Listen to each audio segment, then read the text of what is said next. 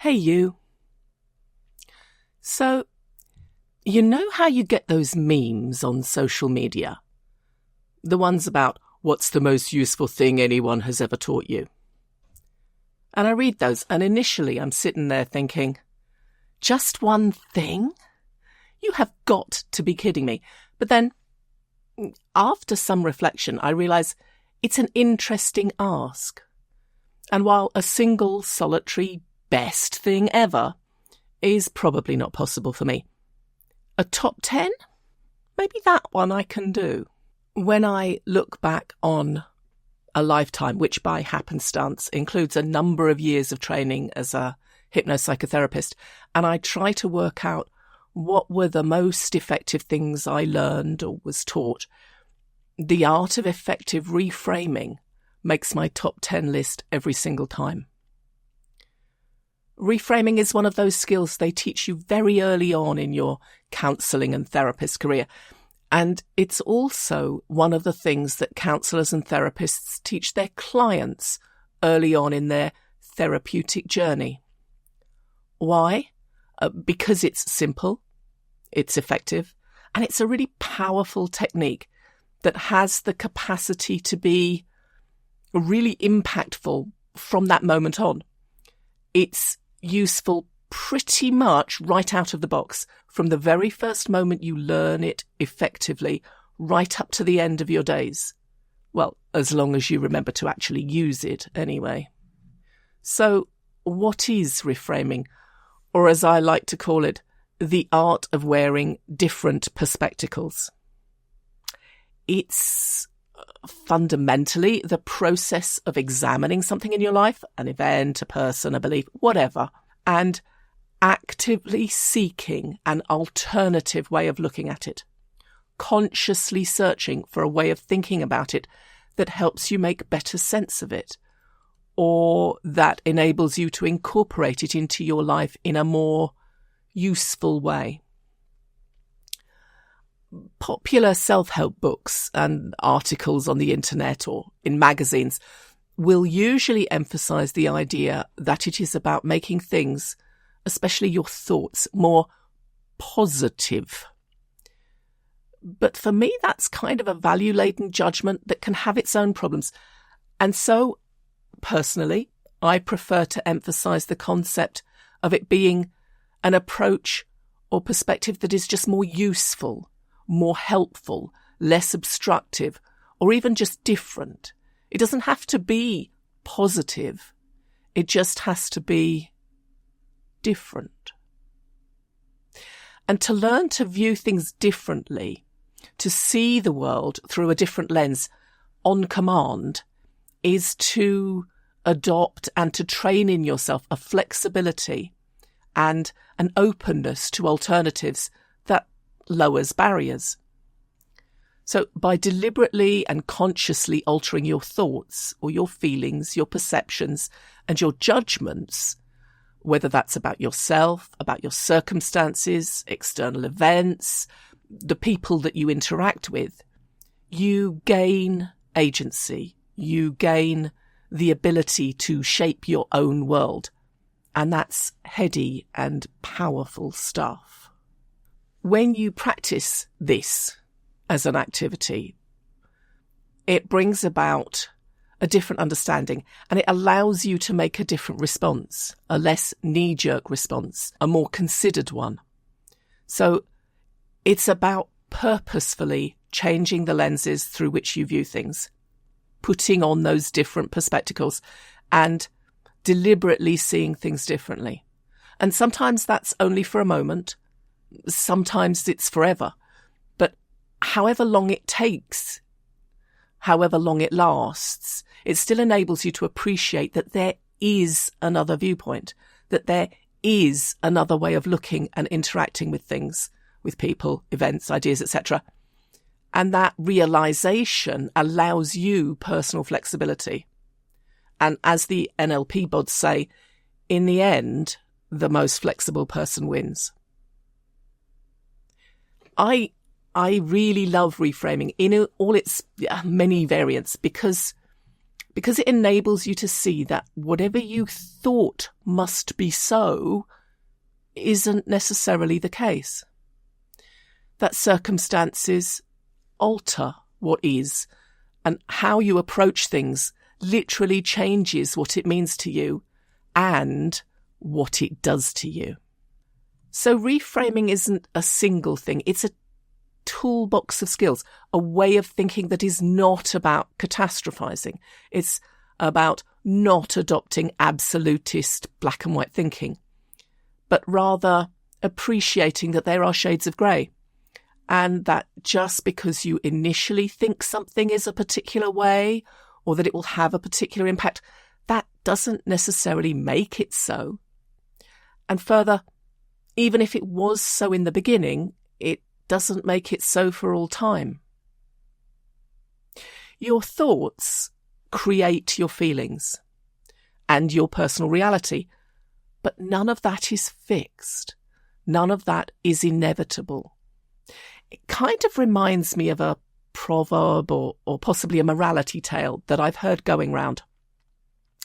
I might have heard it on a TED Talk or something, or read it somewhere. I'm not sure. But it's fairly widespread, and it goes a bit like this. Once upon a time, a long time ago, there was a simple farmer with a reputation for wisdom and for having a calm, reflective mind. He lived deep in the country with his wife and his son, whom he loved very much. They had a small plot of land and a handsome, strong horse who helped the family earn a living, fetching and carrying and doing the ploughing and all the hard work around the farm. One day, the gate to the pasture was left open and the horse ran away. And all their friends and neighbours came round saying, oh dear, your horse ran away. What terrible, terrible luck." But the farmer stopped, calmly and reflectively as always, shrugged his shoulders and said, "Maybe so, maybe not. Hard to say." A few days later, the horse returned home to the farm, proudly leading a group of wild horses back with him. The friends and neighbours all cried out, "Your horse has returned, and he has brought you even more horses. Oh, what great luck." The farmer reflected for a while, then shrugged his shoulders. "Maybe so, maybe not. Hard to say." Later that week, the farmer's son was trying to break one of the new horses when she threw him to the ground. He fell very badly and broke his leg. The friends and neighbours all saw what had happened, and they cried out, Oh, your poor son. He broke his leg. What terrible, terrible luck." The farmer reflected for a while, then shrugged his shoulders. "Maybe so, maybe not. Hard to say." A few weeks later, soldiers from the National Army marched through the town, recruiting all the boys for the army, which was going to war. But they did not take the farmer's son because he had a broken leg. And the friends and neighbours all cried out, Oh, your boy is spared. He will be safe. What tremendous luck." The farmer reflected for a while, then shrugged his shoulders. "Maybe so, maybe not. Hard to say. We'll just have to see." In our own lives, it's often impossible to tell whether anything that happens is ultimately good or ultimately bad. Maybe it is, maybe it isn't. It's hard to say. But whatever it looks like, there is almost always an alternative way to look at things. You never know what the consequences of apparent misfortune, or even of apparent good fortune, will be.